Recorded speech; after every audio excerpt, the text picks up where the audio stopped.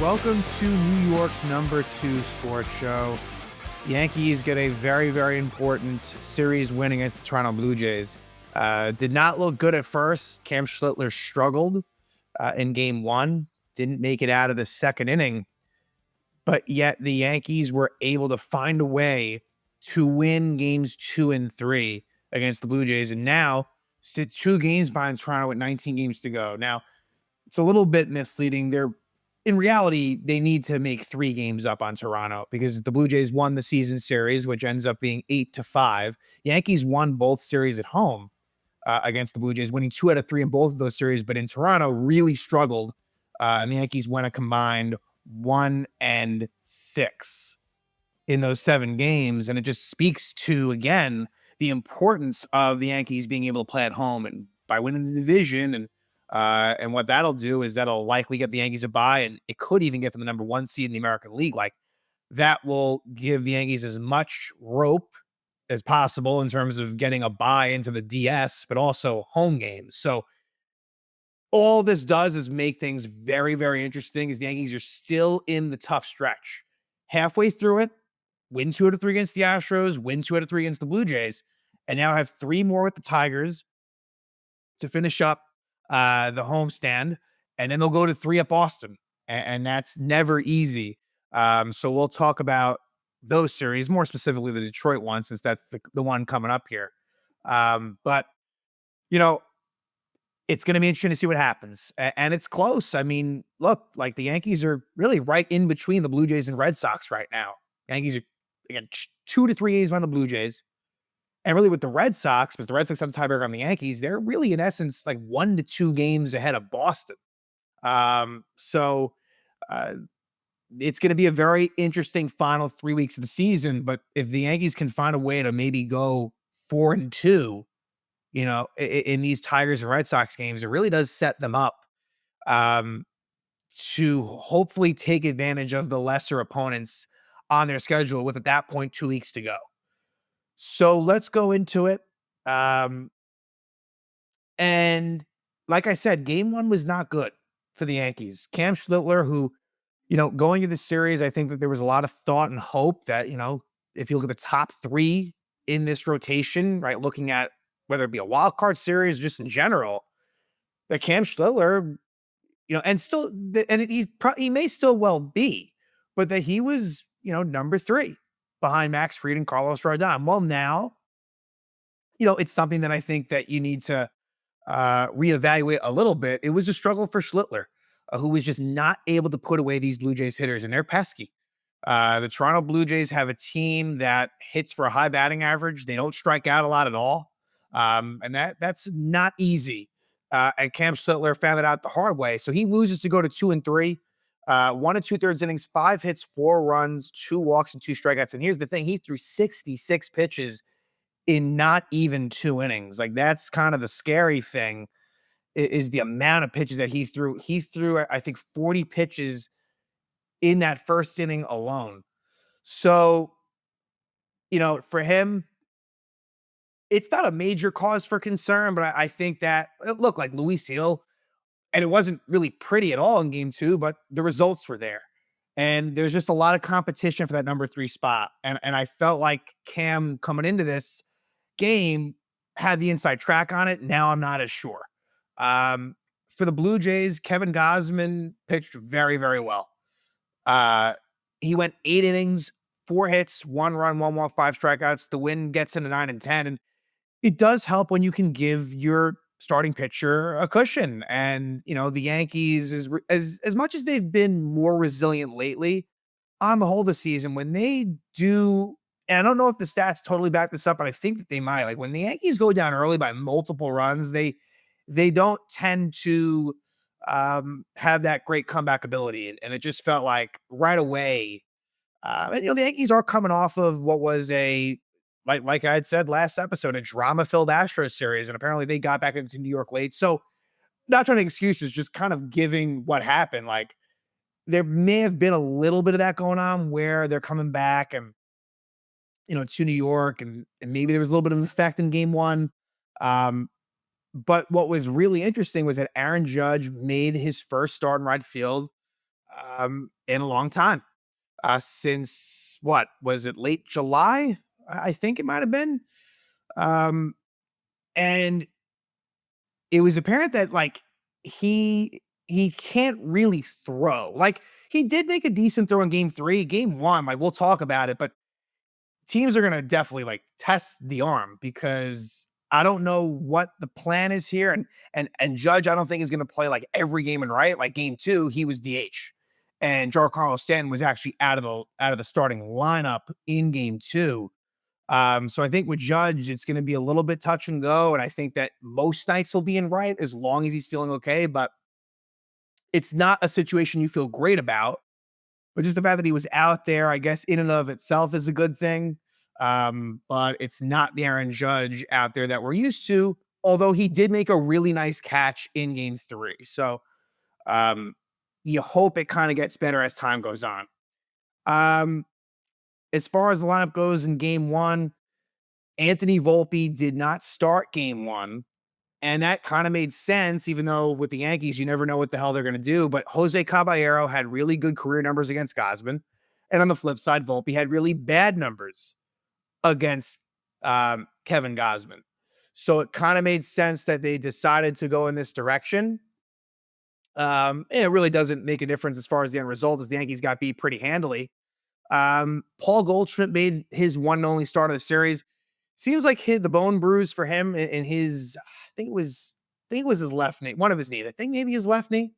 Um, or it could be the right. Either way, for Goldschmidt, that's definitely still a bit of an issue to the point where he was really only an emergency option in game two. The good news is, as far as his health, is that he did come in as a defensive replacement in game three. So that was a good sign that he replaced Ben Rice at that point. But again, for Goldie, health is not nearly 100% right now, but he did start game one.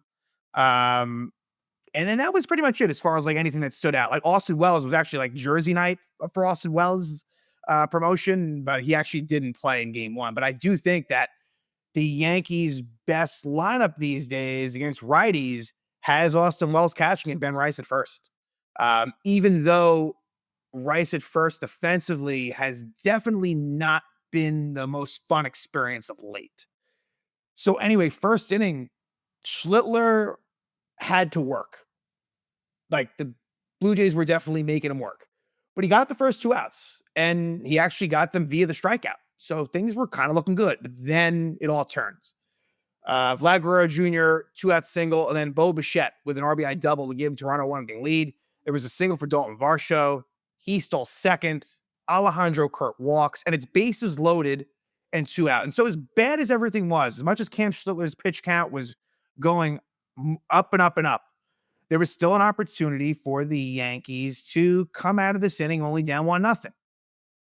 Unfortunately, Cam Schlittler was unable to get out of the inning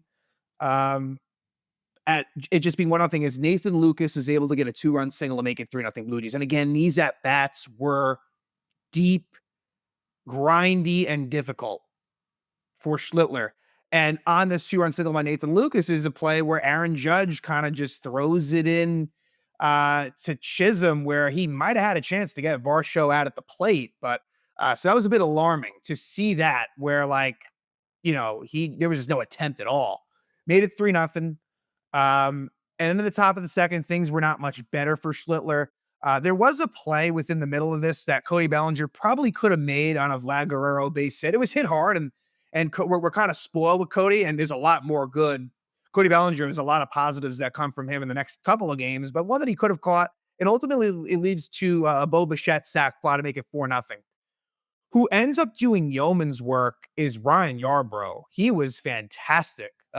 He actually ends up he comes into the game, actually finishes up the second inning. He goes 5 1/3 innings, 3 hits, allows 1 run, no walks, and 3 strikeouts. And this was his first major league appearance in a long time.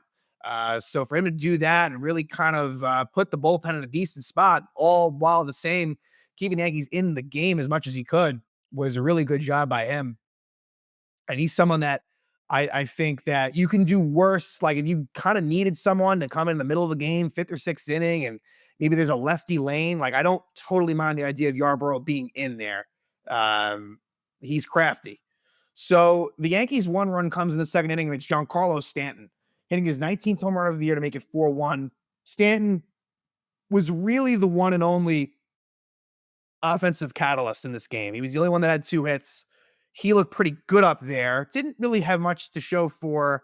Um, Now Stanton didn't start game 2, but Stanton was quiet in game 3. But either way, Stanton gets that home run to make it 4-1. Like I said, Yarbrough really settles in, as does Gosman. In the top of the 5th is where Vlad Guerrero Jr. homers off of Yarbrough. Vlad's 23rd homer of the year makes it 5-1. Um, let's see. There really were not many opportunities for the Yankees to do anything. I would say bottom 7th was maybe the best one. Judge single to start the inning. Cody Bellinger ground out, and then a John Carlos Stanton single to make it first and second, 1 out. And then unfortunately, Jazz Chisholm Jr. strikes out. Not a great at bat for him. And then Goldschmidt flies out. So for Jazz, he's not great runners in scoring position. As much as he's got power, he doesn't always deliver in the runners in scoring position spots. He has been kind of got us screwed over by some, calls as far as the balls and strikes, but still, this is a statement that has nothing to really do with that. So he strikes out there, and then Goldschmidt, who against righties is just really not much competitive, flies out, and he might be, and he's kind of hurt. So now Mark Leiter Jr. comes in the 8th, and he does give up a run. There was a leadoff walk to Alejandro Kirk. Ultimately, Ernie Clement gets an RBI double to make it 6-1 Toronto. Top of the 9th, Camilo Doval comes in. He gives up a run on a 2-out rally by the Blue Jays, which kind of ends in a Dalton Varsho RBI double to make it 7-1. And that would be your final score. Just Yankees never had it. Schlittler, set them off on a bad note, and the offense got shut down by Gosman. But let's go to game 2. And again, like these wins were not pretty by the Yanks, but they got good pitching overall. Some good defensive moments. Like they played pretty clean. It wasn't perfect, but they played pretty clean baseball in these, in games 2 and 3. And look, game 1 got a little bit sloppy where there was a play where a ball dropped in between Judge and Chisholm Jr. So I may have, glazed over a few defensive miscues, but, ultimately it was pretty good. Um, you know, for the Yankees in games 2 and 3.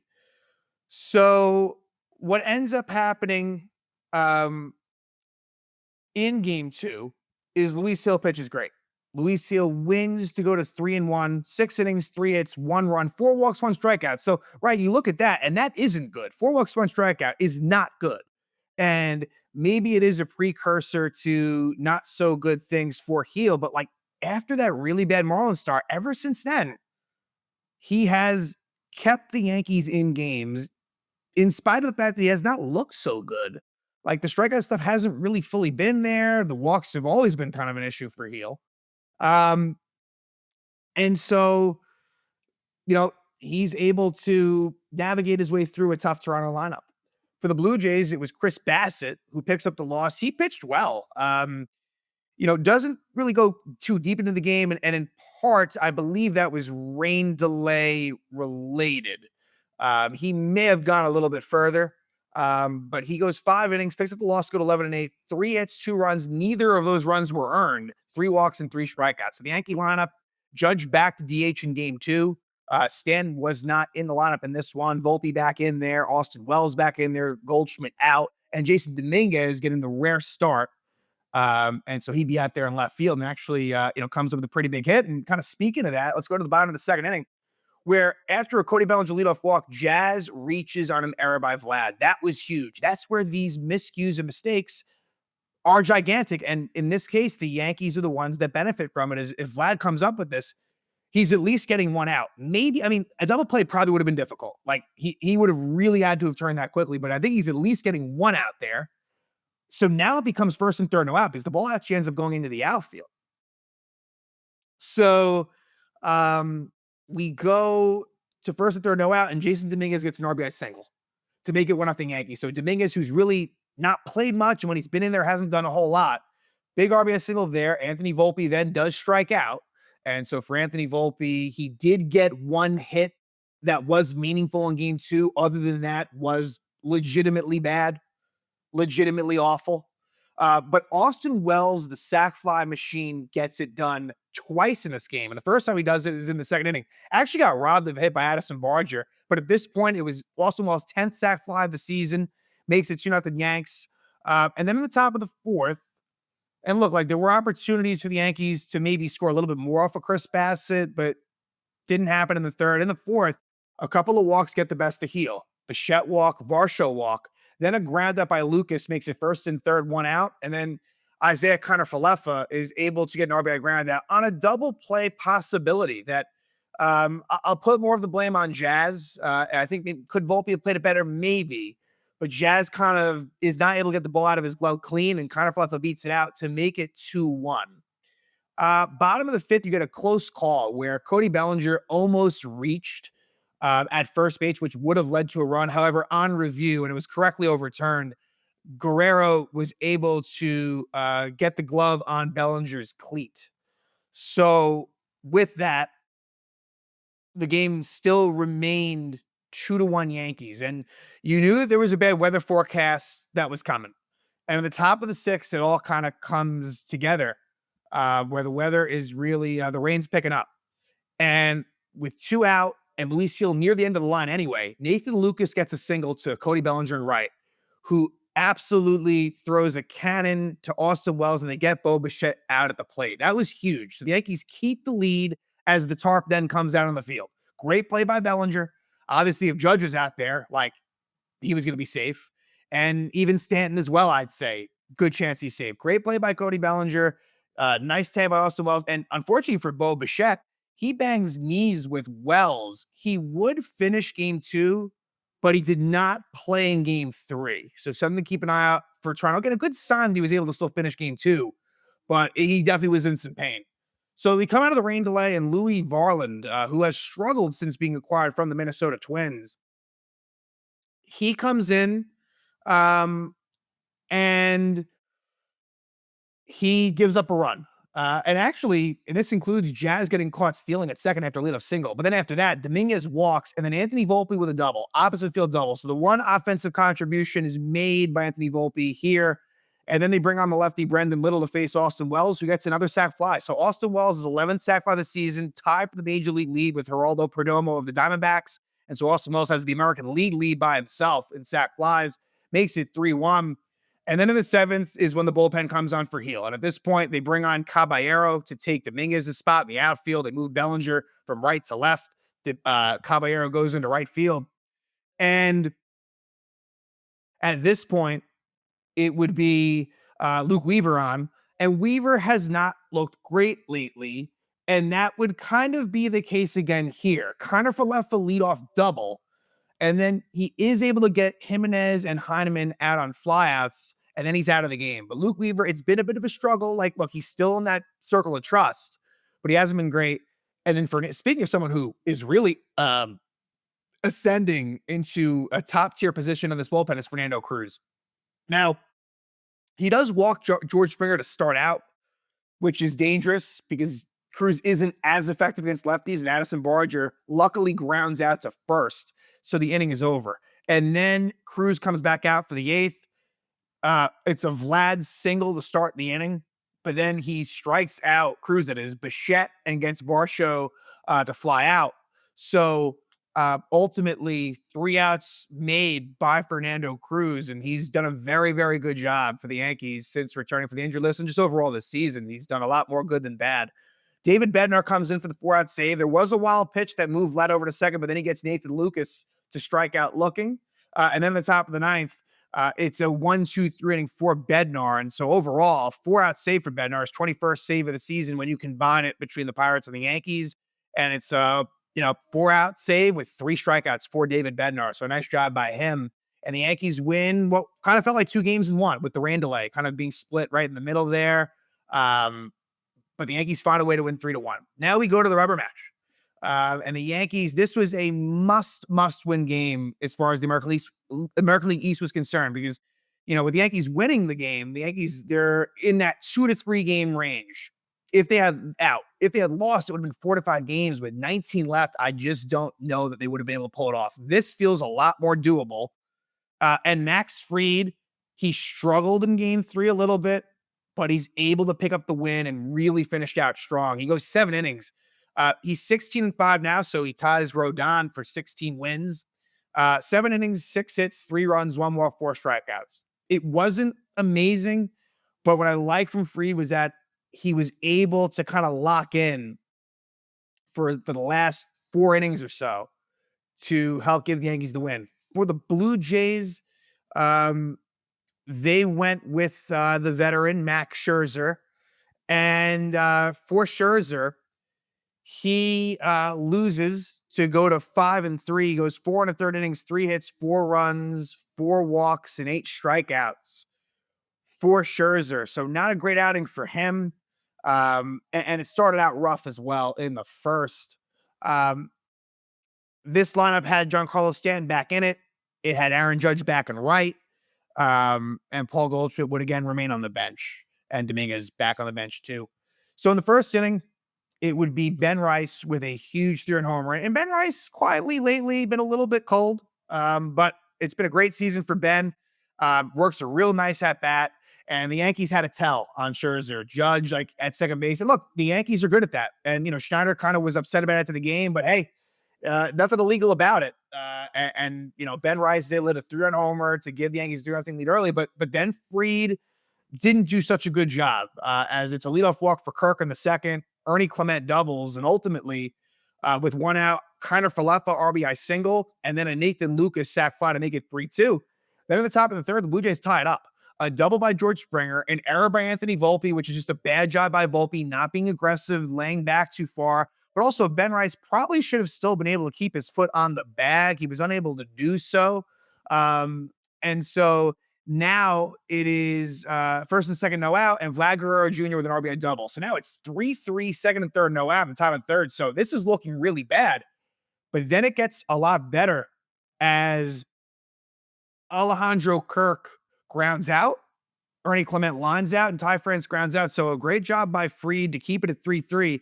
And then at the bottom of the third, you get a Judge walk with 1 out, a steal of second, and then Cody Bellinger with an RBI double to give the Yankees a 4-3 lead. There would actually be no more scoring after that RBI double at the bottom of the third, interestingly enough. In the fourth, you get a really nice catch by Aaron Judge on a lineup by George Springer that would have scored a run if he was not able to make that catch. And there was a defensive miscue by Austin Wells earlier in the inning, allowing things to get a little bit dangerous on a bad throw by Wells to first base.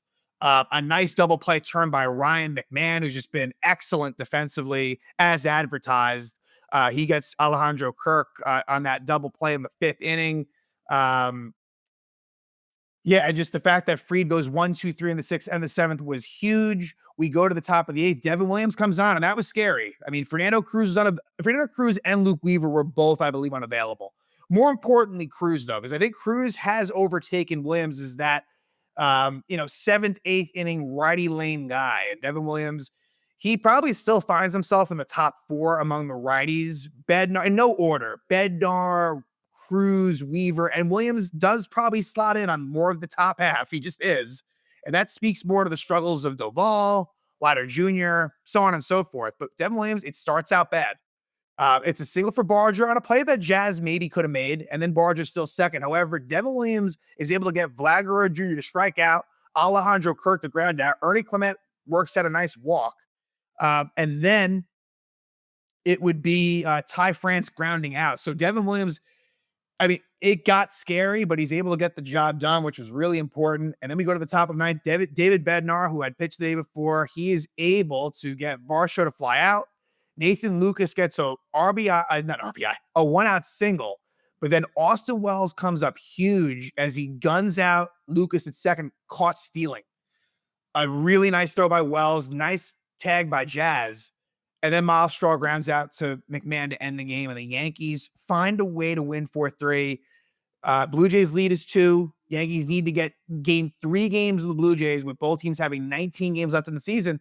And now next, it's the Yankees facing the Tigers. And hey, Yankees are right behind the Tigers. Now, Detroit beat the Yankees 2 out of 3 in Detroit. And so, in order for the Yankees to win the season series against Detroit, it's gonna have to be the Yankees sweeping, because the way the tiebreakers work, if the Yankees win 2 or 3 in the series, and then they'll be tied in the season series, it then goes to the Yankees' record in their division versus the Tigers' record in their division, and Detroit has them beat there. So the only way that they'll win the season series is a sweep. So that's more of an aside, and I think things will kind of take care of itself anyway. Like if the Yankees do in the division, just in general, it probably meant that they maybe won 2 of 3 against Detroit, and then therefore continued success. So this, while it's not as important in the standings as the Toronto series and the Boston series in a lot of ways, still does have some importance, because the Yankees are only 1 game back on the loss side of the Tigers. And just in general, it's another big test. It's Gleyber Torres's return to Yankee Stadium, which should be kind of interesting. I'd expect him to get a mostly pleasant hand for his time with the Yanks. But here are the pitching matchups after a day off that the Yankees um, surely will appreciate. Casey Mize against Will Warren will be the first matchup of this series. And Casey Mize is enjoying a pretty good season and pitched well against the Yankees earlier in the season. You got to win. He went 6 innings, only gave 1 run. So there's that to consider in this Mize versus Warren matchup. Game 2 will be a matchup between Jack Flaherty, who the Yankees saw last year in the World Series, and um, didn't do that well against him in game 1, but did really well against him in game 5. And then it's against Carlos Rodon. And Rodon, he actually had his struggles against Detroit in a bad weather game early in the season where he goes 6 innings, allows 6 runs, 5 of those were earned, but made a couple of mistakes. Like he had the strikeout stuff, but I remember he gave I think a bad home run, maybe to like Andy Ibanez, I think it might have been. But Jack Flaherty has had his struggles. So like in just looking at this matchup on paper, it's advantage Yankees, whereas game 1, not as much. And then game 3, Detroit has it listed as TBD. That could be Skubal. I hope it's not Skubal, but it could be Skubal. We'll see what they decide against Cam Schlittler, looking to bounce back after a rough outing. So that's the 3 games. Again, looking again for the Yankees to just find a way to win 2 of 3. Keep the 2 of 3 thing going. If you can somehow get a sweep, amazing, but that's what you got to do. But the Yankees did what they had to keep their hopes of winning the AL East alive by taking 2 of 3, winning the rubber match against the Toronto Blue Jays.